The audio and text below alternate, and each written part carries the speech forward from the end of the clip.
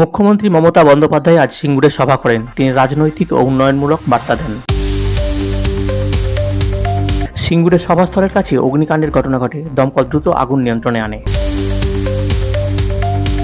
আনন্দপুরে একটি গোডাউনে ভয়াবহ আগুন লাগে, উদ্ধার ও তল্লাশি কাজ চলছে। ভগবানগোলায় এক ব্যবসায়ী স্ত্রী ও 2 মেয়েকে খুন করে আত্মঘাতী হয়েছেন। পুলিশ তদন্ত শুরু করেছে। বেলডাঙ্গায় যাত্রীবাহী বাস দুর্ঘটনার কবলে পড়ে। ঘটনায় একজনের মৃত্যু হয়েছে। শ্যামপুরে মারধরের ঘটনায় এক যুবকের মৃত্যু হয়। অভিযুক্তদের খোঁজে তল্লাশি চালাচ্ছে পুলিশ। মালদায় নতুন সংস্কৃতি সদনের উদ্বোধন করা হয়েছে। এতে স্থানীয় শিল্পীরা উপকৃত হবেন। আলিপুরদুয়ারে প্রবীণদের জন্য বিশেষ পুলিশ সহায়তা শুরু হয়েছে। নিরাপত্তা জোরদার করা হয়েছে। পূর্বস্থলীতে লরি ও গাড়ির সংঘর্ষে 4 জন আহত হন। আহতরা হাসপাতালে চিকিৎসাধীন।